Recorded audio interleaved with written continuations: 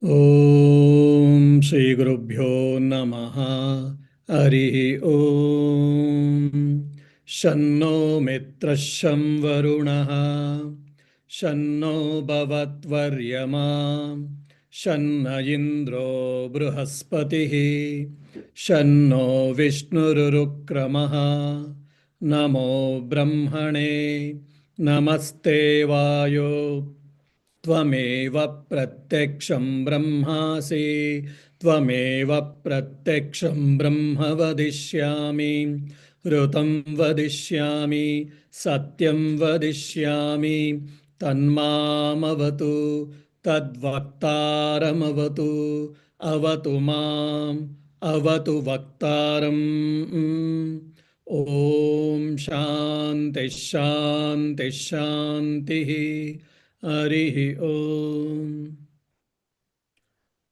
O Lord, Sun, Indra, Aryama, Brahaspati, and others, please be propitious to me and my teacher.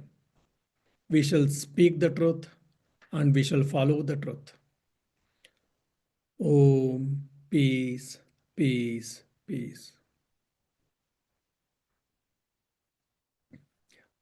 Dear devotees, I was trying to share the screen so that you can try to understand, but unfortunately, I am not able to share the documents. Basically, the example which I had given last time, Indra Shatruhu. So with that marks, I wanted to explain how the phonetics or the shiksha, the phonetics will differ. But sorry, I am not able to, open the thing. So maybe some other time I will show. Swamiji, you can share the screenshot to the chat, maybe. That can also work. Yeah, one of our young volunteer, he helped me. So now I think I should be able to. So now before going to that, just I want to let you know, there are six auxiliary disciplines to study Vedas or Upanishads. This is called Vedangas. Vedangas. Veda means Anga means limb, you can say. So six limbs are six auxiliary disciplines to study Vedanta or to study Vedas. So in the olden days, in the traditional Advaita Veda, in the traditional Gurukula system, that is Indian education system, along with the Vedas, the students were supposed to learn all the six auxiliary disciplines. As a result, they had a complete understanding about the Vedas, proper intonation, understanding, interpretation, everything. So what are the six auxiliary disciplines? So the first is Shiksha. So Shiksham Vyakya Syamaha, if you see that Shiksha. Shiksha means it consists or discusses about phonetics and pronunciation. How to pronounce the word. And for example, intonation. I was telling three types of intonation. The intonations are marked with a horizontal line, vertical line, and no mark. That going up and down, that intonation, all these things were told by Shiksha. So it is a science of phonetics and pronunciation. And the second is grammar, Sanskrit grammar, which is called Vyakarana. And the third is Chandas. I mean, you need not to bother about the Sanskrit names. That is called prosody or meter. For an example, in the Bhagavad Gita, Bhagavad Gita is in Anushtup Chandas. Means it is a meter. So Anushtup Chandas in a hymn or a stotra, a para, which is called four, it will be having four parts. Each parts will have 8 letters. So if you have to compose a poem in Anushtup Chandas, it should have a 4 lines or 2 lines or 4 lines, but each line should consist 2 parts and each part should consist 8 letters. So in that way, one should compose the poems basically. That is what Chandas. The fourth is Nirukta, the etymology. How the root of Vedic words and what is the meaning and why, like last time, I think Rajarshi was asking Brahman and Brahma. It comes from the root bruhat, bruh. So bruh means infinite, ever expansion. Now, why only that? That Nirukta tells us, explains us. Then the fifth one is called kalpa. Kalpa means it is something, it is a canons on rules, rituals. Now, what type of ritual has to be practiced for a particular function or a particular event? And in that, what is the system or what is the one after another which we have to follow? The rituals, the canons of rituals is called kalpa. And the last one is Jyotisha. Jyotisha is astrology or astronomy. Now, unfortunately, in India, it has become so famous. Like, can you study my horoscope and interpret? What do I get? Whether will I get profit? Will I get loss? Or like the Saturn is in the seventh house. So, what will be my condition? All these things has come. But if you go into Vedic science, all these things came to know to study the movements of planets and also geometry basically. So to build the Vedic sacrifice altars, so what type of angles we have to maintain? Like standard is a square ones, no doubt, but there are a bird shaped, semicircle, circle. There are so many types of altars are also there, which is in the Vedas, which is in the Jyotisha. It comes astronomy and astrology. Okay, so these are the six ones. Now, why did I discuss this? Because when we deeply study, many times we don't get understanding or we don't get connections. Why? Because we don't know any of them. That's the reason sometimes the Vedic mantras, Upanishadic mantras can become Greek and Latin sometimes for us. Okay. Now, coming to the yesterday's last class story, the mantra is Indra Shatruhu Vardhasva. May the enemy of Indra grow strong. That is the intended meaning. Okay, so this was the intended meaning by the Vrutrasura's father. Now, if you observe in the screen, so there is a red color mark actually. So Indra Shatru, above that there is a vertical mark. That means he supposed to raise his voice, intonation is he is supposed to raise his voice in the Indra Shatru. Okay. Now, what unfortunately, what did he chant? Now, instead of that vertical mark, you see Shatru, Ru, it came to Indra, Ya, A. So just one intonation change. Instead of Indra Shatru, he added the swara Indra. As a result, it became completely opposite. Just by changing one swara, by intonation, syllable, or whatever, it became completely opposite. So that is the subtlety of this shiksha. Now, shiksham vyakyasyamaha varnasvaraha matra balam, when we were studying, you can understand how deep it is, how subtle it is, and to study and to understand the student's mind, how it should be much capable. Subtlety, intensity, mindfulness, capability, all these things should have been developed by this. When we come to Upanishads, many times the Upanishadic knowledge becomes so abstract. It goes above the head. It becomes very difficult for us to comprehend many times. Now, in those days, the rishis and the disciples, they were able to comprehend. Why? Because their mind was ready. By disciplined life, by meditation, by contemplation, by analytical thinking, synthetic thinking, comparative thinking, and studies. So their mind would have been refined. As a result, just a mantra, just a reminder, or just an utterance was enough for them to comprehend.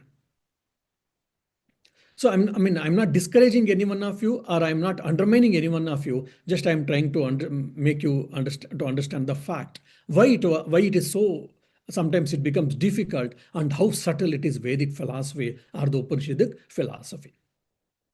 All right. So one more thing I want to tell you, in the Shiksha rule, so many rules are there. One rule, when the letter or Anuswara, it is called like yam, and there's a small dot above yam.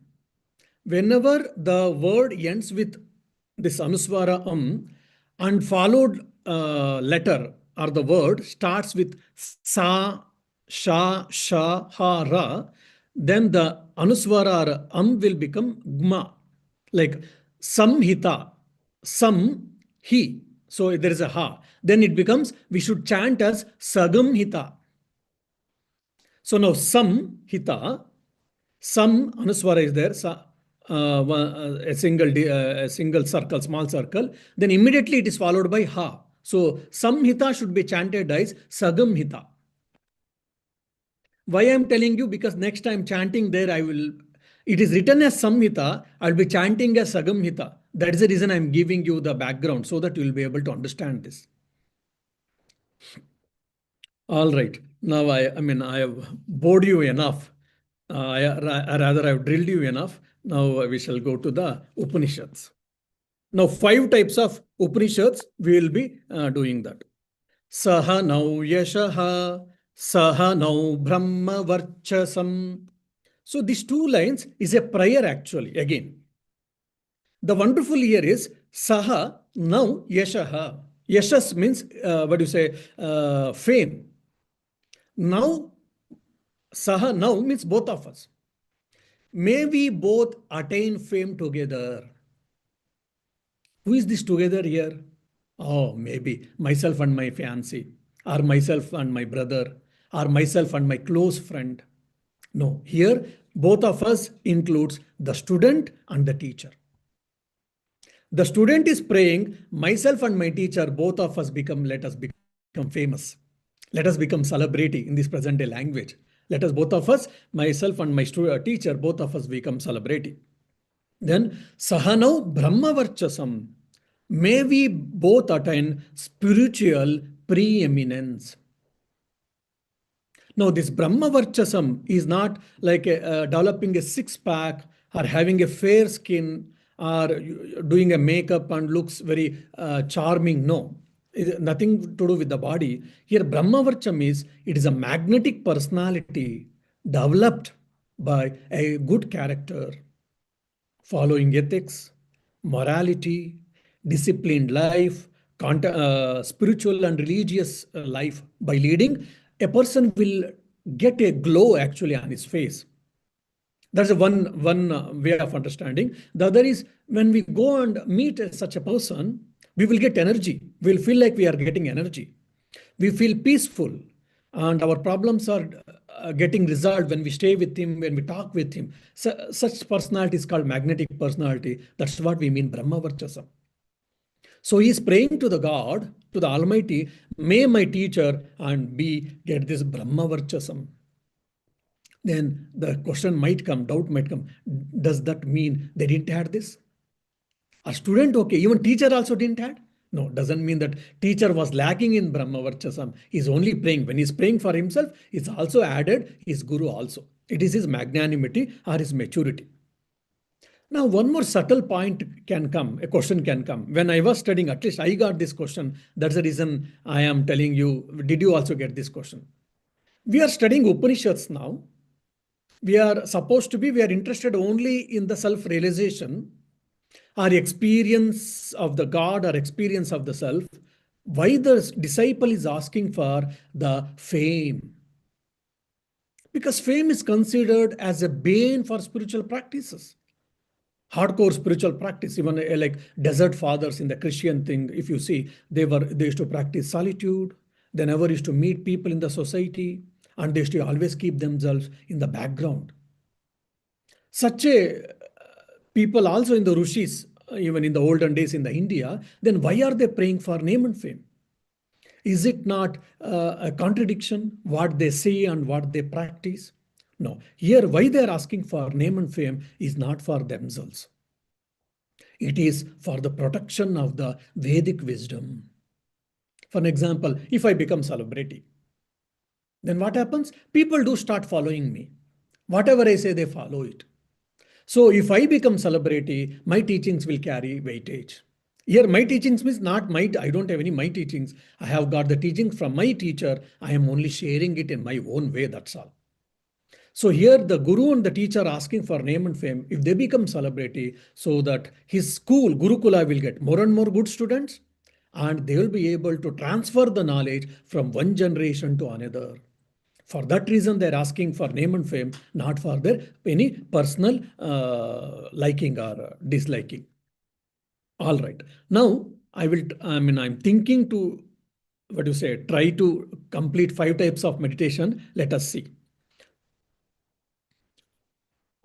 अथातः सगंहिताया उपनिषदं व्याख्यास्यामः पञ्चस्वधिकरणेषु अधिलोकमधिज्योतिषमधिविद्यमधिमजिप्रजमध्यात्मं तामहासगंहिता इत्याचक्षते. So, this is what the next anuvaka in the sense para. So, what is that? Let us understand. Atha, ataha. There are 2 words if you split. Atha.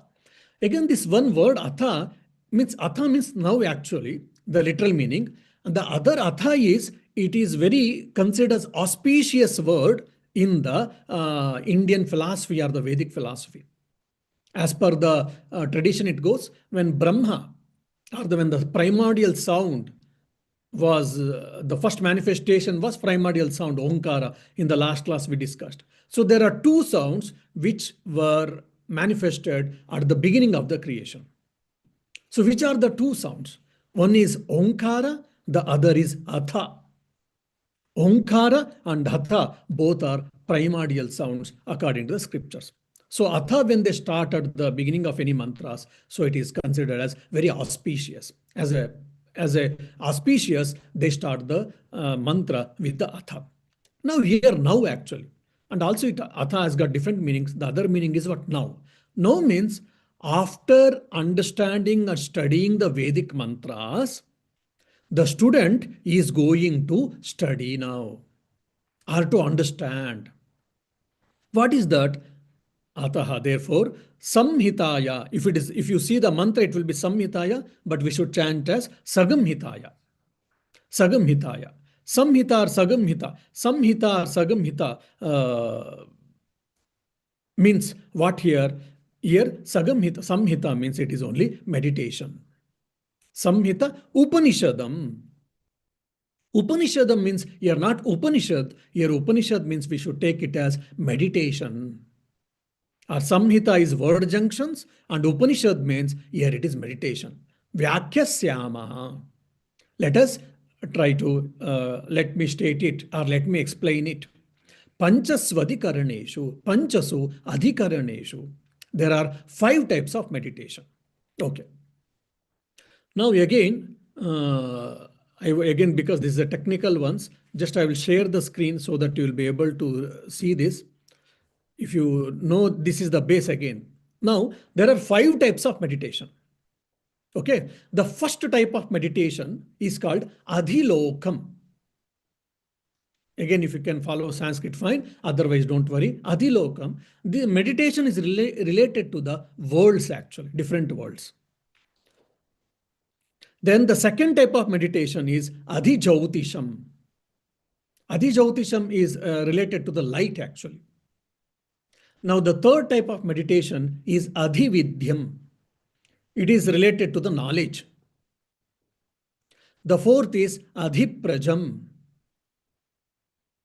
It is related to progeny. Adhyatmam, and it is related to the body. Someone feel, all right, so at least something is there for us actually. It is related to the body.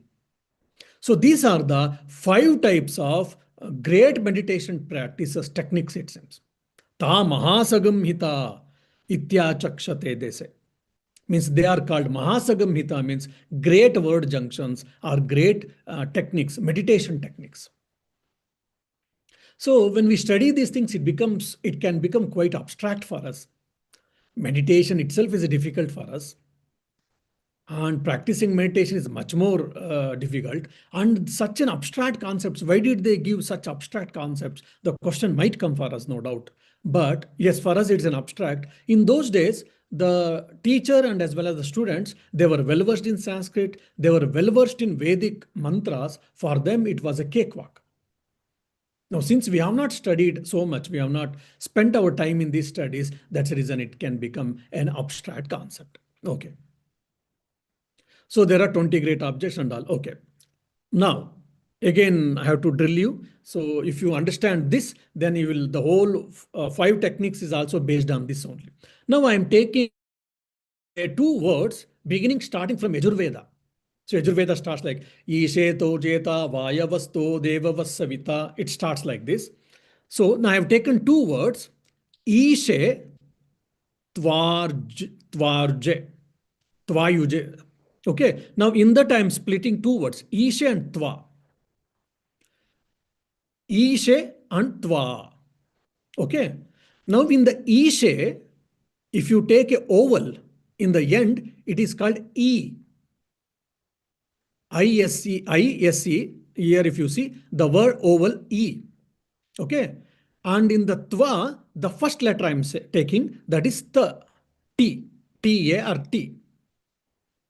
So in the first letter, I am taking the end part of the letter in the first word. In the second word, I am taking the first letter. Okay. Now, the Ishe, the word Ishe is Purva Rupa, former word you can say. Ishe in the Sandhi, in the conjunction, in the Sanskrit word again, Ishe means it is a former word, first word, former word. Okay. Tva is the second word or the latter word. That much I think you can understand. Former word and the latter word. Okay. Now, when this former word and the latter word, when it is called joined, the former word is called Purva Rupa and the latter word is called Uttara Rupa. Okay. Now, when the former word and the latter word, when there's a conjunction, when there's a meeting, that is called Sandhihi.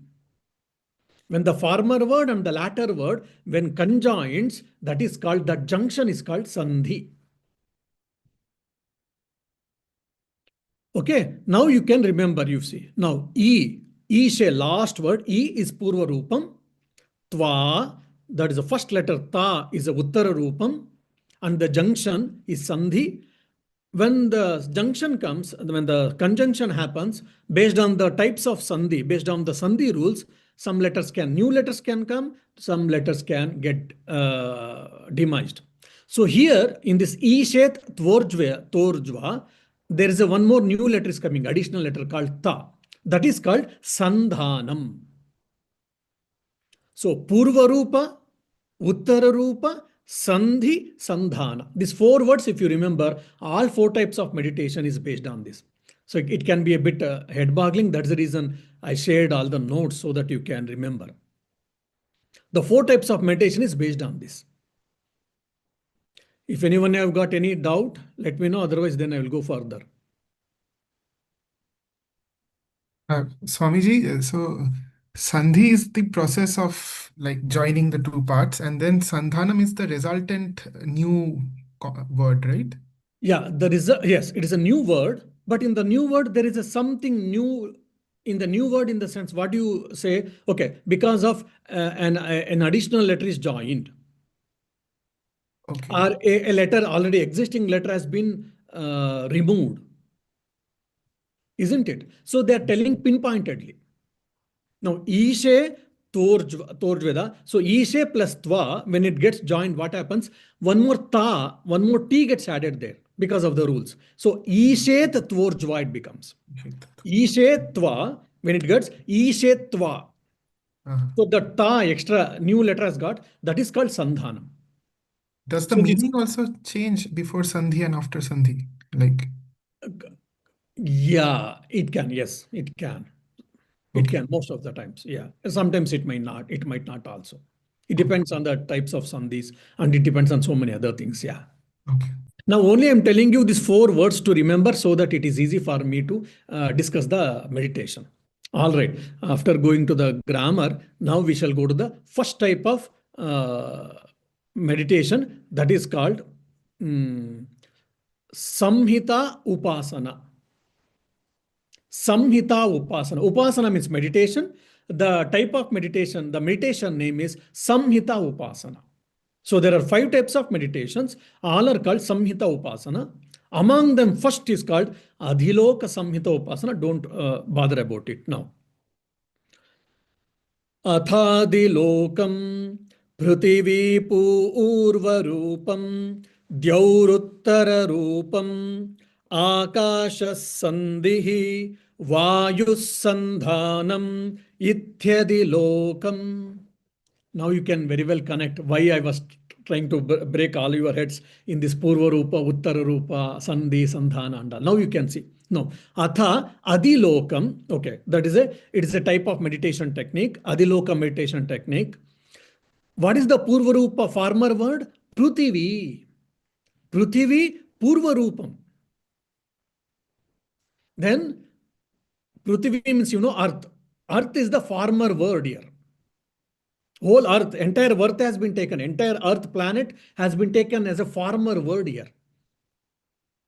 Okay, now just you have to stay with my question, stay with my point, then you might get so many questions and so many abstract concepts you might feel. Then if I go further, then things gets clarity for you, clear, okay? Now, Prithvi, earth. Earth is a Purva Rupa, former word. Then Dyauhu.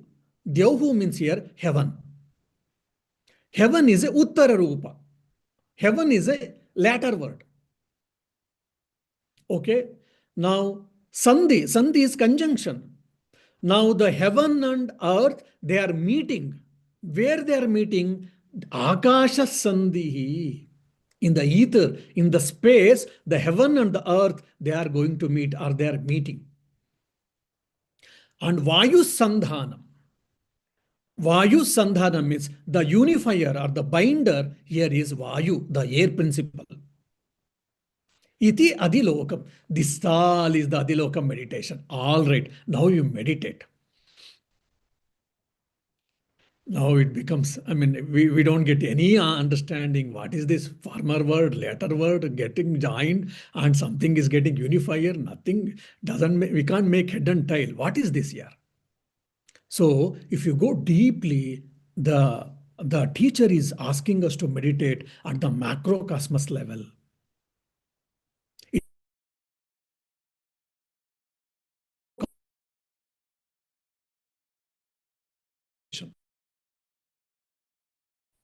Why? Because apart from meditator, we do things actually.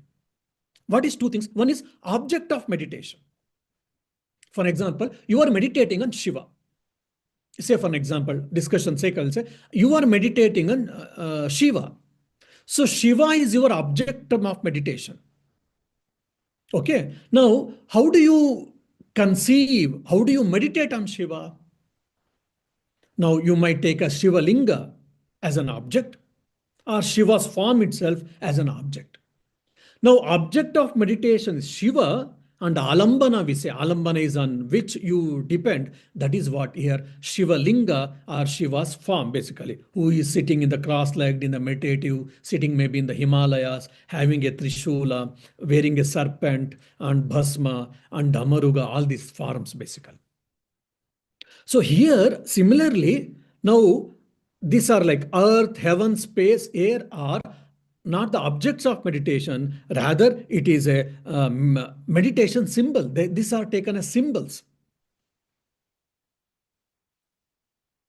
Just like I take a Shiva Linga, a round sphere, a round or a circle a stone as an object, meditation symbol to meditate on Shiva. Similarly, these 4 items, earth, heaven, space, and the air, are taken as objects of meditation.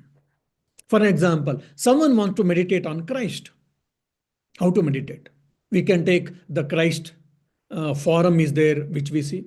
And some people might in the Gnostic Gospels and there are some traditions I have heard in my limited knowledge, they take as a plus itself as a symbol to meditate on the Jesus Christ and Jesus' power.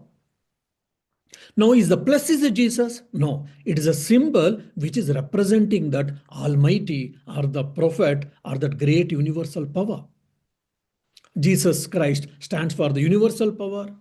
He stands for the love. He stands for the compassion. He stands for many things.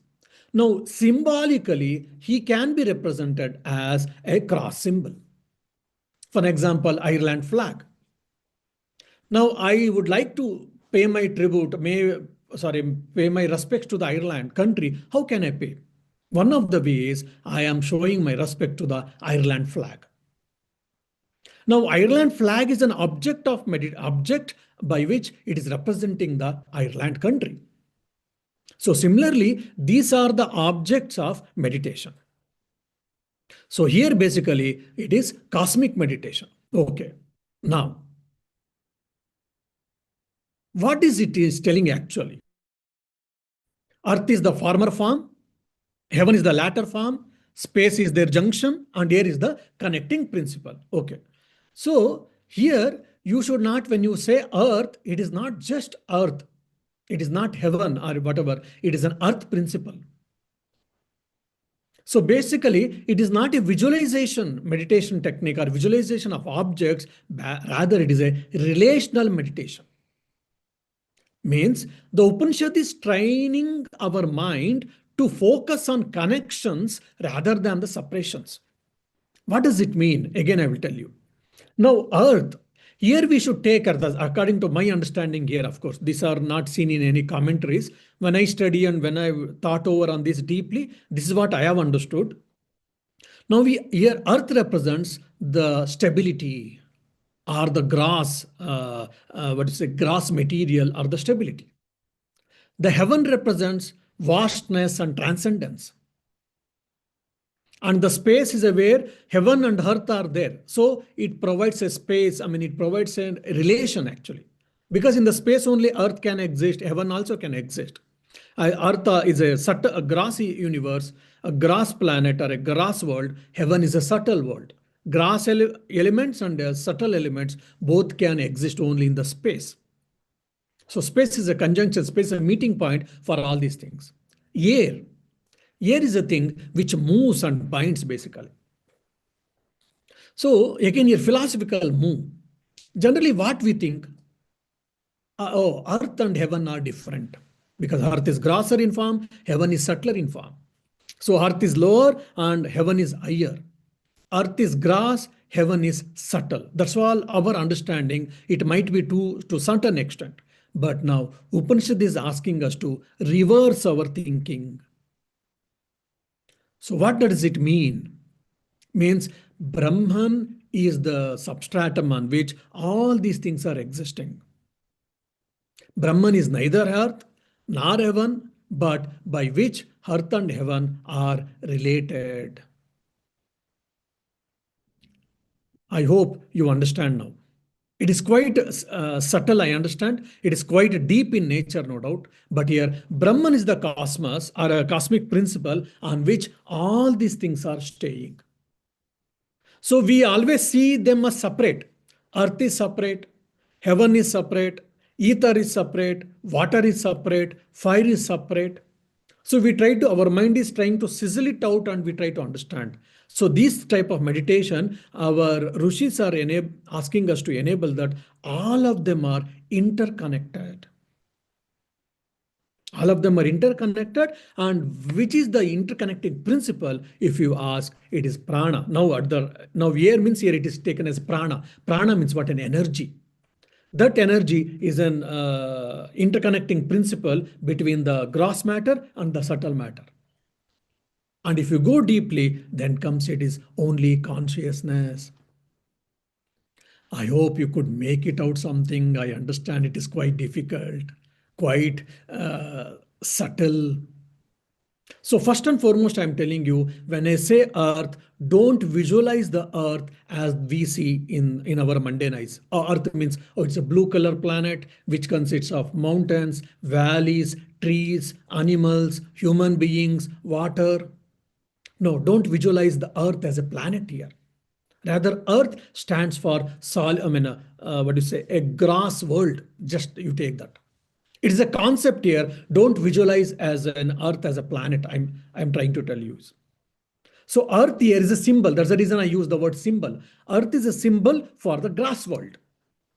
Heaven, oh, heaven is a beautiful, like a ponds are there. There are so many beautiful parks are there. People are moving in a subtle bodies. They don't have any sufferings. And there are, if you, from Hindu point of view, there are so many celestial beings. And from probably from the other religious points, they have their own understandings of heaven. So we should not go into any of these details. Heaven here, it is subtle world. So the heaven is a symbol for the subtle world. Earth is a symbol for gross world. Heaven is a symbol for subtle world. Okay. Either gross world or subtle world, where does it exist? Where it can exist? It can exist in the space.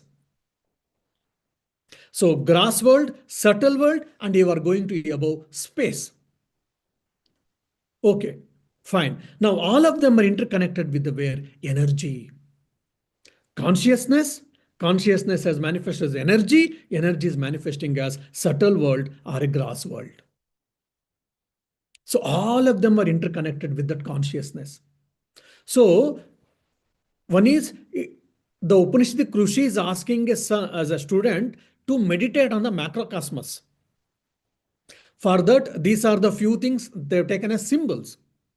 And so he is expecting a student to understand that, oh my dear, everything is what? Consciousness dependent, or energy dependent, interdependent. So are you interested, what do you say, in maybe a meditation technique which we can practice this to a certain extent? Yes, Yes, Swami. Swami. Yeah, maybe. Yeah, I think 5 types of meditation technique. I thought I will finish it by. Unfortunately, I know that it is quite a technical and a bit difficult. Step by step, I went. Only one technique I think we could do. So maybe you can sit straight in a closed eyes or open eyes also. Okay. So try to bring into your mind something which is very solid, solid universe or a solid planet or a solid world in front of you. In the other thing, in the other side, as a heaven, which is called, which is open, which is vast, which is very subtle in its nature. So gross world and subtle world, two things you are trying to imagine as a symbols for the gross world and the subtle world. Okay, now both of them are existing in the space. For example, there is a milk, there's a, what do you say, buttermilk. In the buttermilk, you have put two balls of butter actually. So like that, cheese balls you can say, like that, there's a space, huge space, vast space. In that vast space, one, there is a subtle world and there's a gross world. Imagine. So that space is not empty. Many times we think that no, space is not empty. It is I mean, space is, it accommodates everything, energy and the material, gross matter or subtle matter. So it is not empty, rather it is housing energy, it is accommodating energy, and it is accommodating subtle earth and gross earth, or a gross planet and subtle planet. Just imagine.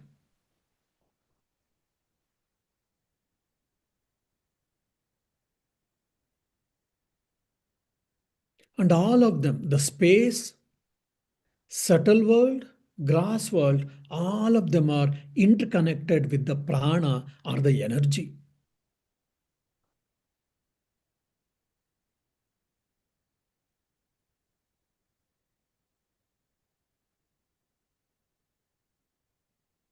Don't bother about any images.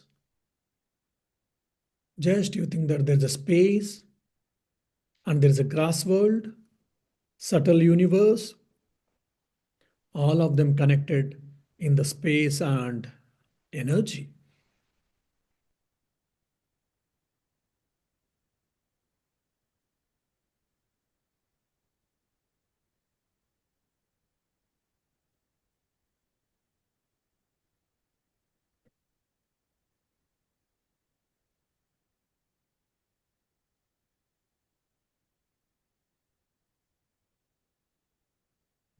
Yeah, thank you. So it helps us actually, this meditation should help us in this like this. The thought gets integrated, then sizzling it out or fragmenting things which we do every day in day-to-day life gets reduced. The relationships become better, relationships gets improved, and our mind gets ready to do the non-dual inquiry. So this type of meditation is like unity through relationship. Unity through relationship. So this is the subtle point which our rishis are trying to explain us. And it is a stepping stone. So they are preparing our mind to study the Brahma Vidya, to make the self-inquiry, who am I? Now we can very well imagine why we are not able to understand who am I, and why the rishis in the ancient days they were able to understand. They went step by step preparing their mind.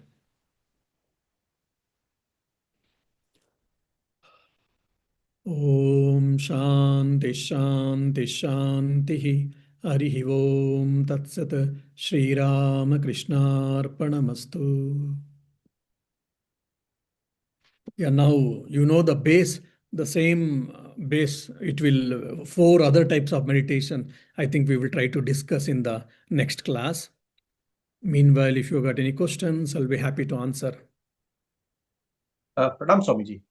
Mm. The first question that I get is in modern psychology, we keep hearing this word, oh, ground yourself, first be grounded. And then, so as you explain this meditation, the first thing that occurs in your mind is, oh, maybe they have borrowed this from us, be grounded. So, relationship. So, otherwise, what happens is one feels a little bit disconnected, and this meditation helped me get connected somehow.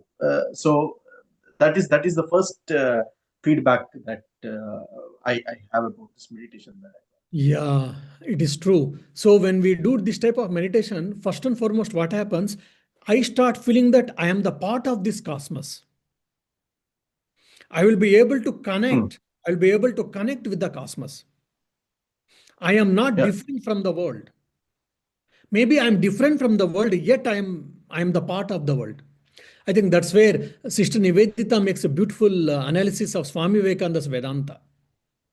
She makes a beautiful note that before Swami Vivekananda's arrival, Vedanta was there.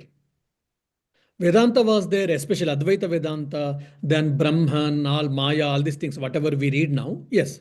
So, what speciality about Swamiji then? He taught the Vedanta in a modern language, in English, basically, for an example. First point. More than that, he said the same truth is one and it is many. The ultimate truth is one and many. See, now the philosophies comes, Advaita says it is only one. And others says that no, it is there are only many. So Swami Vivekananda says the ultimate truth is one and many, both actual. That is his beautiful. I mean, I know it looks very simple, but it has got very deep insights and a lot of understanding. We have to put to understand this great philosophy of Swamiji. So that is his unique contribution. So probably that can be understood by this type of meditation. The Brahman consciousness is alone one, no doubt, there's only one. But that Brahman is appearing as prana, appearing as heaven, appearing as space, appearing as energy, appearing as swarga, and appearing as individual life and whatever. And I am the part of it. So Swamiji, so if I now focus on this appearance of Brahman, and then become aware that these are just appearances, then is that the way that I ultimately become aware of the Brahman? Is that what is hinted here? Yes. So when you say that you become aware of the Brahman, we have to use it very carefully. We only say that your ignorance is removed. Yes. Your misunderstanding is removed. Okay. Yeah. It's very interesting, Swamiji. Thank you. It is quite interesting and quite subtle. And if you don't understand, if you cannot enjoy, it can be quite boring also, I know. But when I study this and when I study or when I studied or when I study, try to study when to, I mean, to take the class and all, I enjoy like anything. I mean, so subtle concepts, and every time when I study for myself or for teaching, I mean, for discussing, for taking classes, every time I get new insights and new way of understanding. Yeah, it is a beautiful study of study and as well as meditation. You see, now even you don't believe in God, never mind. You can also meditate on this. This is what somewhere Sankhya philosophy and yoga philosophy, Patanjali Yoga says. There says that you can meditate on the earth, you can meditate on the water, you can meditate on the flower as an object, symbol for an object of meditation, they say. So now here, I mean, our Upanishads also has given. Yeah. Swamiji, I had one observation and one question. First observation is that it is such a beautiful description or way of meditation. The rishis have observed nature and have taken elements from nature and put forward this process. The question that I have is, here you said the Purva Rupam is earth and Uttara Rupam is heaven. So earth is to be thought of as set of gross elements or all the gross objects, and Uttara Rupam, the heaven, is a set of all subtle objects. And space is the one in which both gross and the subtle objects manifest. So space is prior, it is manifesting either as gross or subtle. So here Vayu is the energy which enables this manifestation as gross or subtle. Or also does it enable like transformation of the gross to subtle or subtle to gross, like Nama to Rupa, and then like Oh, subtle is yeah, I think I would like to give a caution. Air means air not, we should not take the wind actually. energy, prana. Air means here we should take it as a prana, energy principle. Yes. So Okay. yeah, So we should take it as an energy principle here. yeah. And it is enabling transformation from the subtle to gross or gross to subtle. Yes, you are right. And also dissolution from the gross back to space. Yes. So, yes, but that process is not to be thought over now at this given point of time. If you ask that, they are not asking that. So they are trying to tell is two or three things. One is subtle object or gross object. Yes. Both are interconnected. Yes. And not only object and energy, both are interconnected. How? Where? Then slowly they will take you to the saying that Brahman, my dear consciousness. So here space is representing that screen, that vast screen. Yes, I mean, I don't ask, I mean, I don't think, or rather, I don't suggest you to, I mean, at right now, not to take the Brahman as I mean, as a principle for the space at right now. So space is a substratum which holds all the objects, basically. You can say that. Yeah. And more than that, I think it gets a interconnectedness. I am separate from everyone. I am separate from everything. This is what our journey starts actually. Now, Vedas are saying that, or Upanishads are saying that you are the part and parcel of the nature, my dear. So then start observing it, start respecting it, start loving it. So there is no, when you are part of it, then where is the question of complaining? Where is the question of hating someone? Mm. For an example, when all of us, we are the representation of the consciousness, then where is the question, where is the point, or where is the chance for me to hate anyone?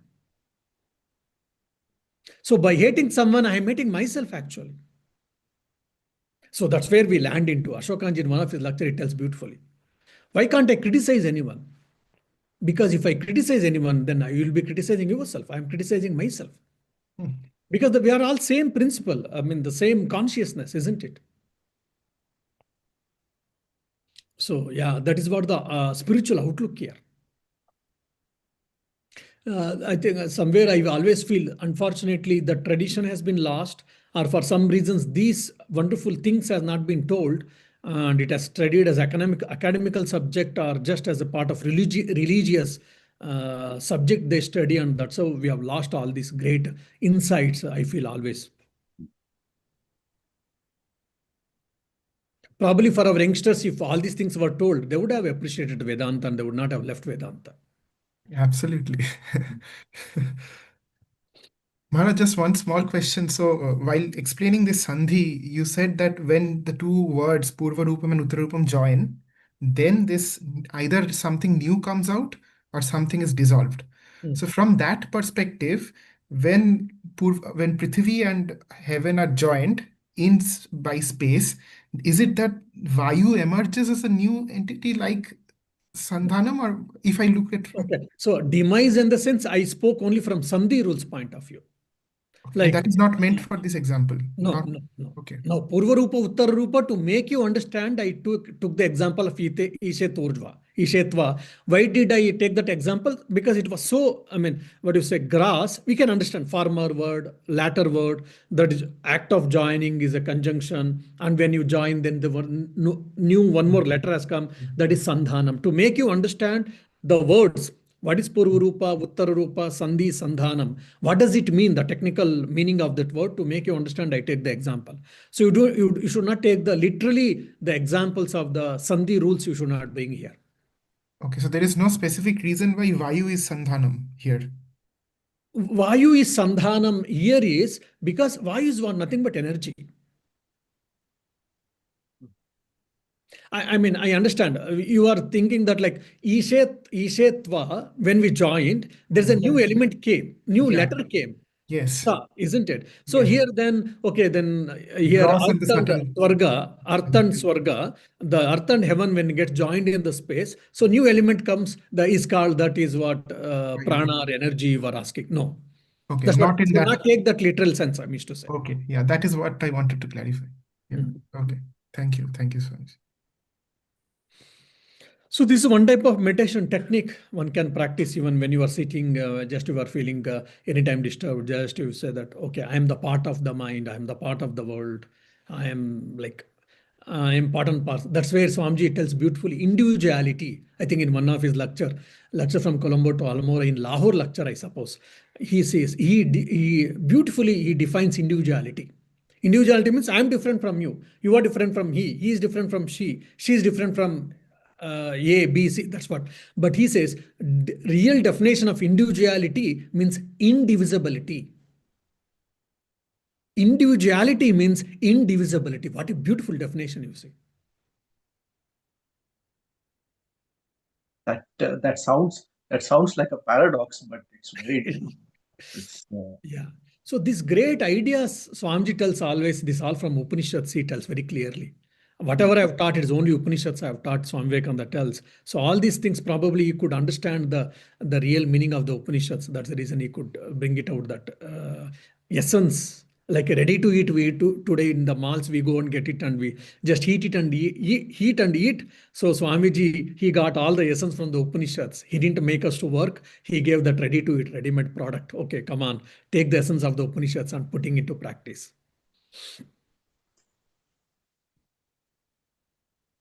Yeah. Any questions you got? No. Okay. Okay. Thank you. Divine dreams. Good night. Thank you so much, Shubhra. Thank you. Thank you.